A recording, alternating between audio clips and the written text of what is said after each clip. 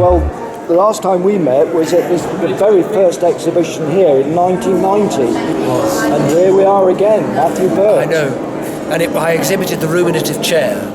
And the ruminative chair was a response to a brief given to me by Southern Arts, which said, "We wish you to design a chair that has wit and speaks of its intent." And its intent was that it was going to be given as an award for somebody who showed initiative in the marketing of the arts. And in 1990? And I had a vision that marketing people, they're people who suspend something on nothing. And they're all cokeheads, so they would need some balls to fondle in their arms. And the seat was held up with laminated ropes because it was... I remember, because something suspended on nothing. I was using rope in my rocking chairs. Yes. But you've come a long way since then, yes. Matthew. You must admit. Do you have a favourite? Yes. Besides yours? Esther. No, I really do. This is beautiful. I love the colours. I think that is really a work of art. Absolutely love it. And it's comfortable. Really comfortable. So tell me briefly, if you may, if you will, about this piece here. Okay. This piece is about using what might be described as ordinary English timbers. Very, very ordinary, relies upon nothing exotic at all. And so it's all made from many components where you can cut through and cut away the rubbish timber, as it were. I mean, having said that, all timber is recycled sunshine and rainwater. It's all a gift, and I don't think any of it's rubbish. But some people don't like the knot. So the base is made from 32 staves, all of which are identical. The pressman might but they've been coopered to enable them to come together and punch above their weight.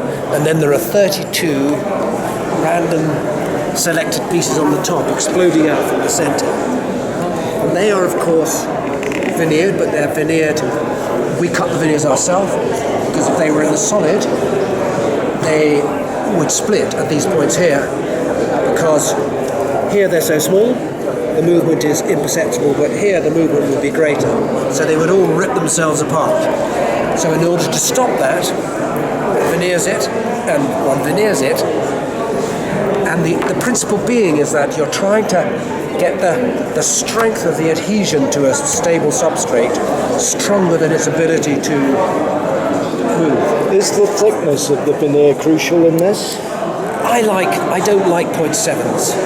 I think it's something slightly cheating because it just remains about a surface. I want it so that it can take somebody being emphatic with a signet ring. 0.7, Heather, is a standard thickness, probably the thickness of paper. Yeah, whereas this is 3 mil thick. And so it enables us still to manipulate it as if it was solid wood. You must stick your veneers on the sides as well. So look, Matthew, Bert. I'm used to that. You are. Well, I'm not going to tell you what they call me. But be honest with me, have you had any movement with it? Because None it's quite whatsoever. ambitious, really. None whatsoever. I'm going to admit to this table being 2007. All right. I made this in 2007. I won't tell Jason. I've just refurbished it. Yeah, sure. But I had this table since 2007. It hasn't moved a bit. Because timber becomes inert at about 0.9 of a millimetre if it's stuck down. So you take a bit of a risk doing it 3 mil because it's still got some ability. But if you use polyvinyl acetate aliphatic glue, which retains a small amount of movement, the principle being is that the strength of bond to the substrate, which is poplar plywood, is strong enough to resist the movement, and the glue will allow just a tiny bit. And you're talking about Titebond glue, yeah? Yes, that Titebond. And the American Titebond is a beautiful glue. It's a kind of PVA though, isn't it? Yeah, polyvinyl acetate, yeah, definitely. Beautiful piece. So what's this wood again? This is English elm. Elm? Yeah, it's English elm. Which is prone to movement. Yes, exactly, but you can capture it. And that's It's quite ambitious. done in a laminated form. And I want to memorialise elms because I got up to unspeakable mischief beneath them when I was a child, and they all disappeared. Tell me more on film. Yes, I know. Well, Yeah. we're not a similar age, but we are of a similar generation. What? And so I started making We're furniture in not. Sorry. 74. What do you mean we're not of similar age? What? I'm younger than you. I'm sure you're much younger than me. Thank you, Matthew. Carry on talking. You might be shocked.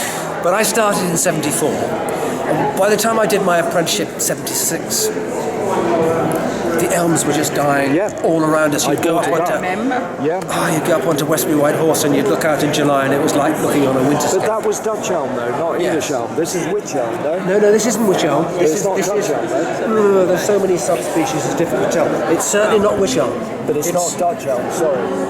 Because it's far too light. But it's because it's been hanging around in uncut form for a long time. The colour leaches out of it entirely. This, on the other hand, is that rich dark colour. That is ordinary elm, almost procera. And I just love it because the metaphorical, quintessentially English tree for me as a child was an elm. I got up to dreadful mischief beneath it. My mother was always trying to get me out of it because I was trying to get a rook's egg. I just loved it, and then suddenly in 1976 and 70, they all went. And nobody gave a toss. Everybody was burning it. Nobody gave a toss. They kind of said, I need to get to Croydon by. I was paying £1 a cube for elm, and I've still got some.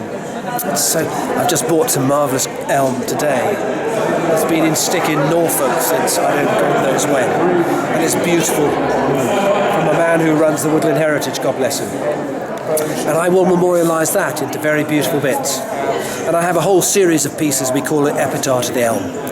Because it's such a quintessentially beautiful English timber. And we've lost it. And it's a kind of metaphor for, a nation that can help get people to the moon. Can't stop British elm disease. It's because it has no will to do so. Do you think we're going to lose ash as well? Scientists are very shrill, aren't they? And when they're backed by the media, who are similarly shrill, you tend to get a perfect storm. I don't know. We'll have faith. Undoubtedly, we're going to lose some, but apparently the latest research is that British species tend to be slightly stronger. They've got a bit of resistance to it. Did you vote Brexit? Or I did. You did? I did. I'm one of the very few that will admit to it. It's the anarchist. It's the anarchist. It's the anarchist within me. I'll let you into a secret.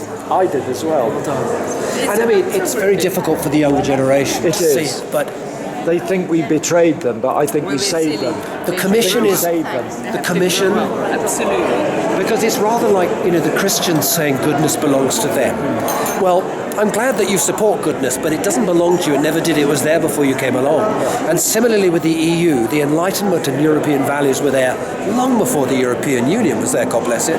And the European Union, the Commission in particular, is out of control. French socialist bureaucrats trying to impose basically a corrupt system which is a stitch up between large business and etc. Look, I'm going to lose all my YouTube videos and videos unless we get back. Okay, sorry. To what's the finish you used? Hello, Robin.